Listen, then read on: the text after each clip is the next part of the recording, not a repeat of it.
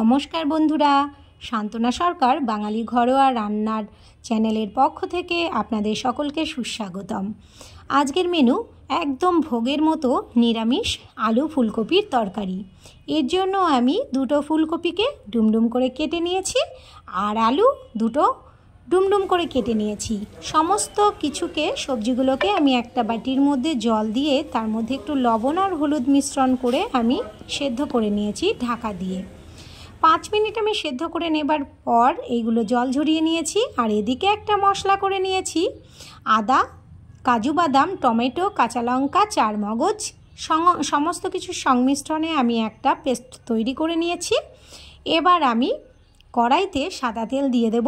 সাদা তেলেই আমি রান্নাটা করেছি, আপনারা চাইলে সরিষার তেলেও করতে পারেন। এর মধ্যে আমি দিয়ে দিচ্ছি সাদা জিরে, গোটা গরম মশলা আর একটা শুকনো লঙ্কা। একটু ভাজা ভাজা হয়ে গেলে জল ঝরিয়ে রাখা আলু আর ফুলকপিগুলো দিয়ে একটু সামান্য নাড়াচাড়া করে দিয়ে দিচ্ছি 1 চামচ স্বাদ অনুযায়ী লবণ, 1 চামচ জিরে গুঁড়ো, 1 চামচ কাশ্মীরি লঙ্কার গুঁড়ো, 1 চামচ ধনে গুঁড়ো, আর দিয়ে দিচ্ছি পেস্ট করে রাখা মশলাটা। একটু নাড়াচাড়া করে দিয়ে দিচ্ছি কয়েক দানা চিনি। সমস্ত কিছু একটু কষিয়ে নিয়ে আমি এর মধ্যে অ্যাড করে দিচ্ছি জল এবং তার সঙ্গে অ্যাড করছি 1/2 চামচ হলুদ।